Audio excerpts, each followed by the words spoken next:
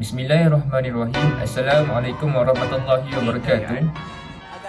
Baiklah, hari ini kami dari kumpulan yang terdiri daripada 3 orang. Yang pertama, Muhammad Fakhri Syamil bin Faizal Aizar, saya sendiri. Dan yang kedua, Muhammad Ashraf bin Mat Nasir. Dan yang ketiga, Nik Muhammad Azri Syahami bin Hasan Basri. Kami akan menerangkan tajuk khusus iaitu analisis konsep kohesi, koheren dan aplikasi kejelasan dalam keutamaan wacana. Tugasan 3 di WCP 1042 Indonesian Academic. Pensyarah Dr. Hisham bin Muhammad Qasim. Baiklah, seterusnya kita pergi pula pada analisis kandungan. Kandungan tersebut terpecah pada 3 bahagian. Yang pertama, 1.0 menerangkan tentang konsep artikel atau tajuk. 2.0 tentang definisi, kohesi, koheren dan wacana. 3.0 menerangkan tentang kejelasan dalam penulisan artikel. Dan mempunyai 6 bahagian. Yang pertama, 3.1 pengenalan, 3.2 permasalahan kajian, 3.3 objektif kajian, 3.4 persoalan kajian, 3.5 kaedah kajian, 3.6 perbincangan ataupun analisis data. Jadi, mula-mula saya akan menerangkan apa itu definisi kohesi. Kohesi merupakan hubungan antara bahagian dalam teks yang ditandai penggunaan unsur bahasa. Konsep kohesi pada dasarnya mengacu kepada hubungan bentuk unsur-unsur wacana yang digunakan untuk menyusun suatu wacana yang memiliki keterkaitan secara padu dan utuh. Jadi saya akan menerangkan penjelasan mengenai kohesi. Penggunaan konsep kohesi penting bagi memastikan pembaca lebih mudah mengikuti alur cerita atau sesebuah argumentasi yang disampaikan. Jadi, cara untuk mencapai tingkat kohesi yang baik, mula-mula mestilah ada penggunaan konjungsi dan kata hubung. Seterusnya, mestilah ada penggunaan sinonim atau kata-kata pengganti. Apa itu ciri-ciri kohesi? Yang pertama, ciri-ciri kohesi ialah berbagai-bagai struktur ayat. Yang kedua, menggunakan tanda baca yang betul. Seterusnya, perenggan dibina dengan baik. Selain itu, penggunaan kata hubung yang tepat. Dan akhir sekali, peralihan antara perenggan dengan bahagian-bahagian lain adalah tepat. Ini ialah contoh kohesi dalam artikel yang saya kaji bersama kumpulan saya. Yang ditandai dengan warna purple ialah dari segi tanda baca. Jadi yang seperti kita lihat dalam artikel yang telah saya kaji ini, warna purple tersebut menunjukkan setiap tanda baca yang betul dalam artikel ini. Jadi sebagai contoh, Suruhanjaya Komunikasi Multimedia Malaysia merupakan kata-kata khas. Jadi permulaan setiap perkataan, huruf tersebut haruslah ditulis dengan huruf besar seperti dalam artikel tersebut. Sebagai contoh, S ditulis dengan huruf besar, K ditulis dengan huruf besar, M ditulis dengan huruf besar, M juga ditulis dengan huruf besar. Sebagai contoh yang lain, selain itu, selepas perkataan bully cyber, terdapatnya noktah. Noktah merupakan tanda untuk berhenti. Jadi penggunaan noktah di ayat tersebut amatlah betul. Selain itu, ada perkataan kata-kata khas yang lain, iaitu Akta Komunikasi dan Multimedia 1998. Jadi perkataan akta, huruf A tersebut ditulis dengan besar beserta dengan huruf K beserta dengan huruf M. Dan akhir sekali terdapat noktah di hujung. Dan sama juga yang lain. Bagi yang bertanda kuning, itu menunjukkan kata hubung yang tepat dan betul dalam artikel tersebut. Sebagai contoh, dan untuk permulaan ayat, iaitu Suruhanjaya Komunikasi Multimedia Malaysia perlu mengambil tindakan yang tegas terhadap individu dan pihak yang tidak bertanggungjawab menyebarkan berita palsu dan fitnah demi kepentingan peribadi sehingga menyebabkan berlaku bully cyber.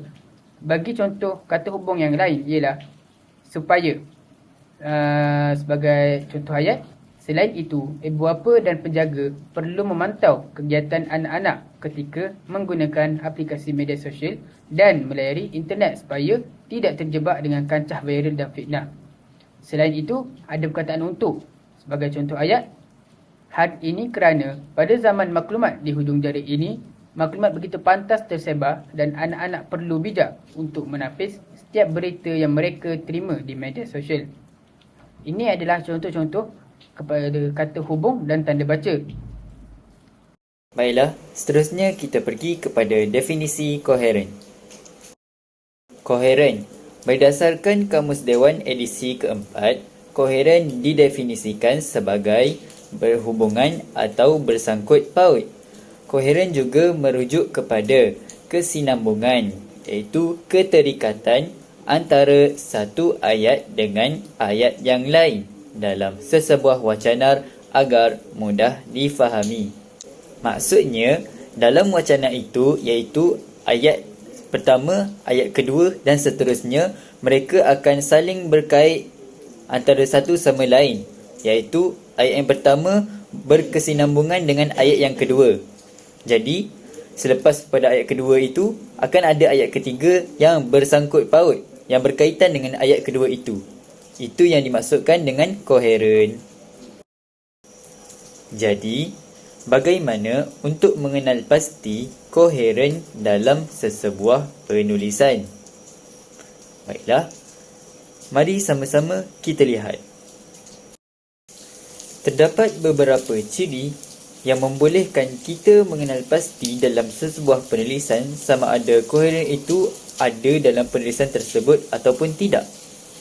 Yang pertama, kita ada idea-idea yang dihuraikan dengan jelas. Jadi, apabila kamu melihat suatu idea-idea dalam penulisan itu dihuraikan secara jelas, maka kita dapat tahu itu ialah ayat-ayat koheren. Seterusnya, susunan ayat mengikut urutan yang logik. Apabila kita membaca suatu ayat itu, kita dapat fahami dengan lebih mendalam dan kita dapat menerima apa yang ingin disampaikan oleh penulis. Yang ketiga, disusun dalam perenggan yang jelas. Maksudnya, kita dapat lihat suatu ayat-ayat digunakan dalam satu perenggan menceritakan tentang punca-punca. Manakala dalam perenggan yang kedua, menceritakan tentang sebab-sebab berlakunya dan kesan yang akan berlaku, dan seterusnya perenggan-perenggan yang lain akan menceritakan tentang langkah penyelesaian. Jadi itu yang dimaksudkan dengan susunan perenggan yang jelas. Yang terakhir, berkaitan dengan isu utama. Maksudnya ayat-ayat yang dihuraikan tidak lari daripada tajuk asal. Jadi itu yang dimaksudkan dengan koheren. Maksudnya merangkumi semua bidang walaupun menceritakan daripada suatu topik kepada topik yang lain, tetapi masih merangkumi topik perbualan asal, iaitu isu utama kita. Baiklah, untuk memberikan lagi penjelasan yang lebih lanjut, maka kita akan tengok kepada contoh koheren daripada artikel. Pada petikan artikel ini, saya telah mewarnakan dengan 3 warna, iaitu warna kuning yang menunjukkan ayat yang bersangkut paut ataupun berkaitan antara dengan ayat kuning itu, dan idea-idea daripada warna merah jambu itu juga bersangkut paut dan berkaitan antara satu sama lain. Tidak lupa juga dengan warna biru itu. Warna biru juga ada berkaitan antara dengan ayat-ayat yang diwarnakan dengan warna lain juga. Maksudnya, daripada perenggan petikan itu, kita dapat lihat semua ayat yang ditulis daripada petikan tersebut amat berkait dan saling berkait antara satu sama lain. Baiklah, seterusnya pergi pada wacana pula. Baiklah, sebelum itu ketahui dulu apakah maksud wacana, punya definisi dia. Okey, definisi wacana menurut Nik Safiyah Karim 2003 menyatakan bahawa wacana ialah gabungan beberapa ayat yang membentuk kesatuan yang utuh dalam teks seperti rencana. Okey, kat sini konsep keutuhan wacana ni terbagi pada 4 bahagian. Yang pertama, keutuhan semantik. Yang kedua, keutuhan leksikal. Yang ketiga, keutuhan gramatikal. Yang keempat, keutuhan fonologi. Apakah keutuhan semantik? Okey, keutuhan semantik ni terbagi pada 2 bahagian. Yang pertama, hubungan semantik antara bahagian wacana. Dan yang kedua pula, hubungan semantik yang dilihat dari segi konteks atau latar wacana. Baiklah, pergi dulu pada hubungan semantik antara bahagian wacana. Okey, hubungan semantik antara bahagian wacana ni terbagi pada 5 bahagian. Yang pertama, hubungan sebab dan akibat, hubungan sebab dan tujuan, hubungan sebab dan hasil, hubungan latar dan kesimpulan, hubungan memperkuatkan isi. Okey, kedua pula hubungan semantik yang dilihat dari segi konteks atau latar wacana. Terbagi pada 3 bahagian, iaitu pertama, kesatuan tajuk atau topik. Yang kedua, hubungan sosial antara penutur dan pendengar. Yang ketiga pula, laras bahasa yang bersesuaian. Baiklah, bagi pula pada keutuhan leksikal. Apakah itu keutuhan leksikal? Okey, berdasarkan pemilihan dan penggunaan perkataan yang sesuai dengan makna yang ingin disampaikan. Baiklah, bagi pula pada keutuhan leksikal. Okey, apakah itu keutuhan leksikal? Okey, berdasarkan pemilihan dan penggunaan perkataan yang sesuai dengan makna yang ingin disampaikan, sifat dan fungsi perkataan itu sendiri boleh ditafsirkan lebih dari satu makna. Menurut Nigel McChitty 1961, iaitu bentuk leksikal yang mempunyai petautan makna akan mempengaruhi kejelasan sebuah wacana. Okey, dalam konsep semantik dalam pemilihan leksikal terbagi pada 7 bahagian. Yang pertama pula adalah hiponim, iaitu kata yang maknanya terangkum dalam makna kata lain. Yang kedua pula adalah homonim, iaitu merujuk kepada perbezaan makna berdasarkan konteks dan situasi atau kata yang bunyinya sama tetapi mempunyai erti yang berlainan. Yang ketiga pula adalah antonim, iaitu kata-kata yang atau leksikal yang membawa makna yang bertentangan. Pemilihan pasangan yang sesuai akan menentukan ketepatan makna wacana. Yang keempat pula adalah sinonim, iaitu satu konsep yang menunjukkan bahawa terdapat pelbagai kata atau leksikal yang menyokong makna yang sama atau hampir sama. Yang kelima pula adalah pengulangan kata yang sama. Yang keenam pula adalah kolokasi, iaitu maknanya adalah dua perkataan atau lebih yang masing-masingnya merupakan perkataan sendiri tetapi kebiasaannya dikaitkan antara satu sama lain. Yang ketujuh pula adalah unsur bersambut. Baiklah, seterusnya bagi pula pada keutuhan gramatikal. Apakah itu keutuhan gramatikal? Okey. Keutuhan gramatikal ni terbagi pada 4 bahagian. Yang pertama, penanda rujukan. Penanda rujukan ni merupakan kata ganti diri orang dan kata ganti nama tunjuk. Penggunaan penanda rujukan yang mempunyai ciri keutuhan gramatikal adalah penggunaan kata ganti nama orang seperti saya, dia, kamu, mereka dan kata ganti nama tunjuk seperti ini dan itu. Baiklah, yang kedua pula adalah penanda pergantian. Penanda pergantian ni terdiri daripada penanda pergantian nominal, verbal dan klausa. Nominal, apakah itu nominal? Pergantian nominal ialah pergantian yang dilakukan terhadap kata nama atau frasa nama. Verbal itu apa? Verbal itu maksudnya adalah melibatkan pergantian terhadap frasa kerja. Klausa itu apa? Pergantian klausa melibatkan pergantian sebahagian daripada ayat. Baiklah, yang ketiga pula adalah elipsis. Elipsis ialah unsur pelenyapan untuk mengelakkan pengulangan maklumat dalam ayat seterusnya. Pengguguran kata atau frasa yang telah dinyatakan dalam ayat sebelumnya. Yang keempat pula adalah penanda penghubung, berfungsi menjaringkan perkataan dengan perkataan, frasa dengan frasa, klausa dengan klausa dan ayat dengan ayat. Baiklah, seterusnya bagi pula pada keutuhan fonologi. Apakah itu keutuhan fonologi? Okey, dilihat dari segi 3 benda. Yang pertama, hentian suara, nada suara dan yang ketiga pula adalah intonasi suara. Intonasi suara ni, intonasi dapat menimbulkan hubungan semantik di antara bahagian wacana. Intonasi ni dia berperanan penting sebagai penanda atau pemisah frasa dan berfungsi untuk membezakan suatu ayat. Nada suara pula berperanan dalam membezakan ayat yang dinyatakan mengikut beberapa situasi atau keadaan. Yang ketiga pula adalah hentian suara. Hentian ataupun kesenyapan suara. Maknanya ianya berfungsi sebagai perbandingan antara dua maksud yang berbeza dalam satu ayat yang sama. Dalam wacana tulisan, alat-alat tersebut ialah tanda baca seperti nokta, koma, tanda soal, titik bertindih dan sebagainya. Baiklah, saya akan menerangkan pula tentang pengenalan dalam sebuah artikel tentang isu kemasyarakatan yang bertajuk isu buli. Dalam artikel tersebut terdapat konsep kohesi, koheren dan wacana. Contohnya seperti pengenalan pada masa ledakan teknologi komunikasi kini memperlihatkan penggunaan media sosial yang sangat ketara dalam pelbagai aspek kehidupan masyarakat. Sesiapa yang tidak menggunakan media sosial dianggap sebagai golongan yang ketinggalan zaman dalam kalangan masyarakat.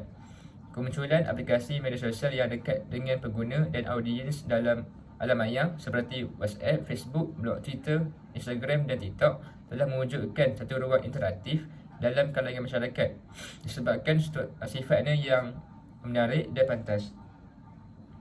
Komunikasi dalam kehidupan moden ini menjadi amat pantas. Ini berikutan perkembangan sains dan teknologi yang begitu pesat, yang dikatakan oleh Hamzah Hamdani 1982. Terdapat pula penyertaan masalah dalam artikel tersebut. Ianya mengandungi konsep kohesi, koheren dan wacana. Contohnya dalam artikel tersebut ialah persepsi negatif atau persepsi seorang mempunyai unsur fitnah. Perkataan fitnah mengikut definisi dari kamus Dewan ialah tuduhan, yakni khabar, kisah dan lain-lain yang diada-adakan ataupun dibuat-buat untuk memburukkan atau memberjanakan seseorang. Persepsi seorang ini kadang-kadang menguntungkan mana-mana pihak yang mengamalkannya dan kadang-kadang menyebabkan masyarakat menjadi benci pada individu dan kumpulan tertentu. Jadi, saya akan menerangkan adjektif kajian yang terdapat di dalam artikel yang saya kaji bersama kumpulan saya. Yang pertama, adjektif kajiannya ialah untuk mengenal pasti sikap atau persepsi golongan muda tentang buli cyber di media sosial. Yang kedua, untuk mengenal pasti jenis-jenis buli cyber yang paling utama seperti kata-kata kesat, isyarat atau sindiran, imej atau gambar atau visual, tuduhan palsu atau fitnah dan sesuatu yang mengaibkan berlaku di kalangan golongan muda. Yang ketiga, untuk mengenal pasti kesan-kesan yang paling utama seperti tekanan psikologi, emosi, kesihatan dan kerjaya yang terjadi akibat buli cyber di kalangan golongan muda. Yang terakhir iaitu yang keempat, untuk mengenal pasti prosedur aduan yang dilakukan oleh golongan muda sekiranya masalah buli cyber ini masih berlaku. Seterusnya, saya akan menerangkan persoalan kajian di dalam artikel yang saya kaji. Sebagai contoh, yang pertama, apakah sikap atau persepsi golongan muda tentang buli cyber di media sosial? Yang kedua, apakah jenis buli cyber yang paling utama seperti kata-kata kesat, isyarat atau sindiran, imej atau gambar atau visual, tuduhan palsu dan fitnah dan sesuatu yang mengaibkan yang berlaku di kalangan golongan muda?